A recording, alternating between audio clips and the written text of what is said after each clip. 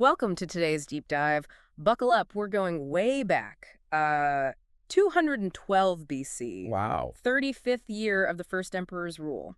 quite a while ago. Yeah, Qin dynasty in full swing. Think huge construction, ambitious projects, the whole empire buzzing. Mm. And get this, we're starting with a palace that would have dwarfed the Forbidden City, the legendary Epang Palace. The Epang Palace, yeah, talk about ambition, right? I mean, even today, that scale is just mind-blowing. So the first emperor, he wasn't happy with just regular old Shinin, already packed with nobles. He'd move there. Nope, not enough.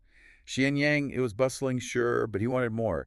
This new grand palace, a statement. A show of power. Could be, definitely a symbol, but the sheer size. We're talking a front hall 500 paces long by 50 jiang wide. Whoa, hold on. How big is that in, like, normal terms? Think roughly 750 feet by 350, meant to fit 10,000 people. And that was just the front section. Bigger than a football field. Easy. So did they ever actually finish this thing?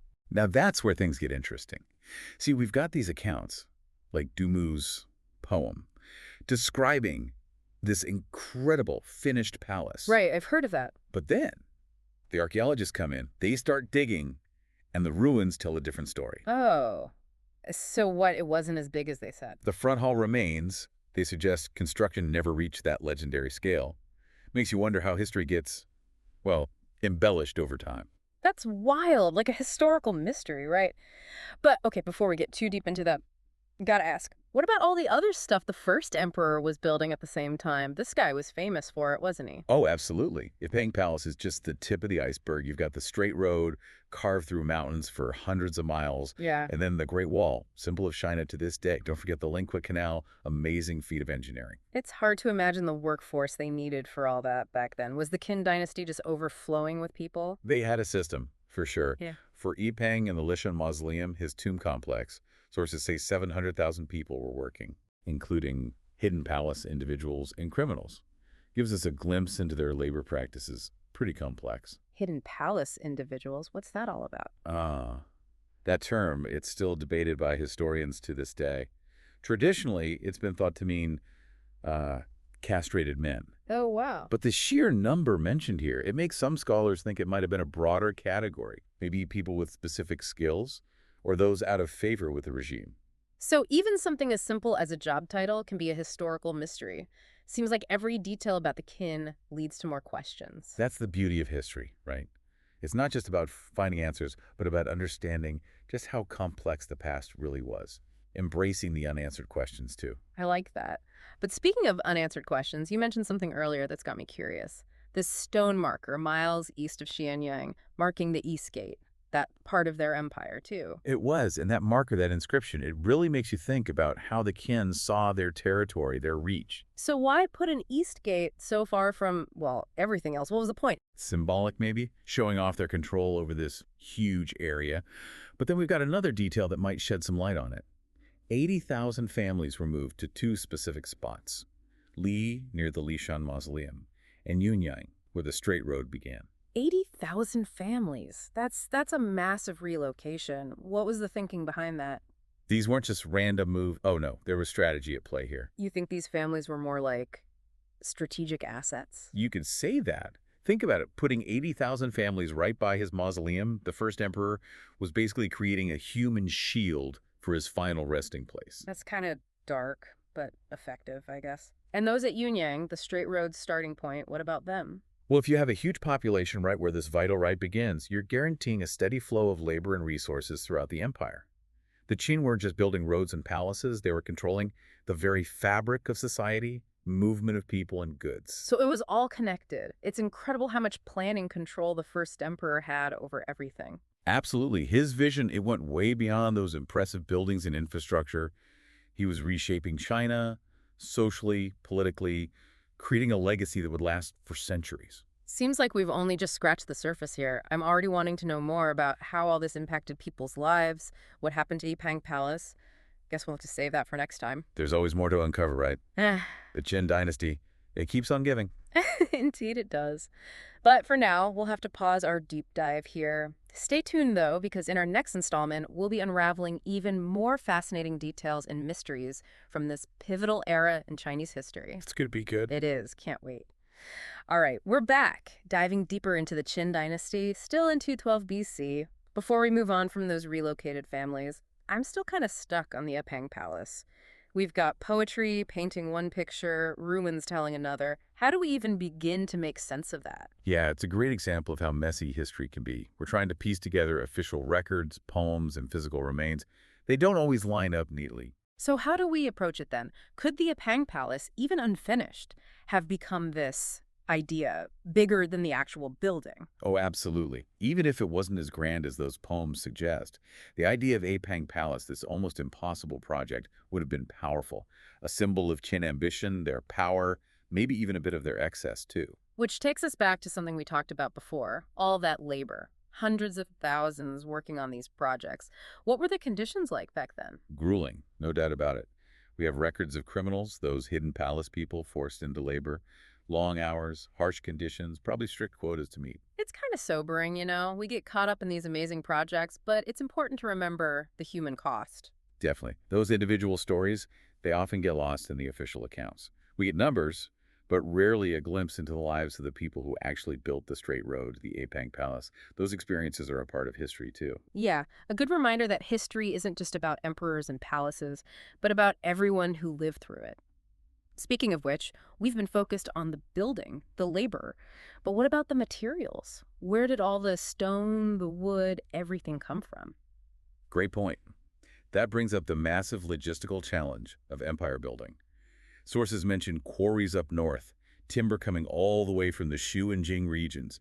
Imagine the organization, the manpower needed for those supply chains. It's mind-blowing, especially without modern transportation. They were moving stuff on a huge scale, across vast distances. And it speaks to another side of the Qin, their innovation. They weren't just about brute force. Skilled engineers, architects, a sophisticated system for moving things around. So they were pushing the boundaries of what was possible back then, not just in terms of scale, but also engineering and logistics. Precisely. We see it with that straight road cutting through mountains, the Lingui Canal connecting river systems. But it wasn't limited to building projects. Think about their standardized weights and measures, the unified writing system, even their coins. Wow, it's like they were creating the framework for a unified China, not just physically, but in every aspect of society. That's exactly what they were doing. It wasn't just about palaces and roads, it was about control, efficiency, on a scale China had never seen before. It's amazing how much the first emperor achieved in just a few decades. He basically laid the foundation for centuries of unified Chinese history. But it's crucial to remember that this unification came at a cost. The Qin were known for their strict laws, harsh punishments, suppressing anyone who disagreed with them. The first emperor's legacy is a mixed bag, great achievements, but also some ruthless methods. That duality is what makes the Qin so interesting to study. That tension between innovation and control, it's reflected even in the Epang Palace, right?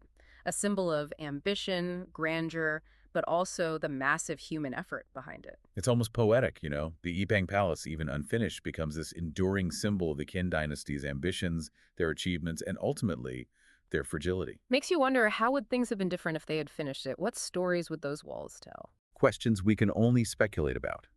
But we can keep digging into the evidence, the sources, trying to understand this complex legacy that shaped China for centuries. Speaking of understanding their legacy, let's go back to those 80,000 families moved to Li and Yunyang. You said they were strategically placed. What was so special about those locations? It all boils down to control and security. Putting those families in Li, near the Lishan Mausoleum, essentially turned them into guardians of the emperor's final resting place. Pretty clear power dynamic there. And Yunyang, right at the start of that straight road, it ensured a constant supply of labor and resources flowing along that crucial route. Exactly. They weren't just families. They were tools in the Qin's plan to unify and control their vast empire. Even that Eastgate marker fits into this. You mean it was another way of asserting control, but over a faraway territory? Precisely. The Qin were all about connecting these seemingly distant points, drawing lines on a map and saying, this is all ours. But it goes beyond just territory. It's also about cultural influence. Cultural influence? How so? Well, those mass relocations weren't just about moving people. They were also about spreading Qin culture and values throughout the empire. It was a way to create a more uniform population, strengthening their control not just through force, but also through a shared identity. So they were transplanting their culture along with those 80,000 families.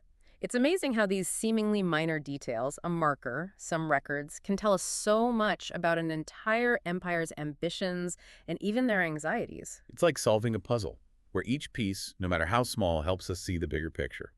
And when we apply that to the Qin dynasty, we see a regime obsessed with order, control, and leaving a lasting mark. But as we've been saying, that legacy is complicated. There's innovation, but also brutality. It reminds us that progress often comes with a price, and history isn't just a simple story of good guys and bad guys. Exactly. It's our job to grapple with these complexities, to understand the nuances of the past, and learn from both the successes and the failures of those who came before us. Well said.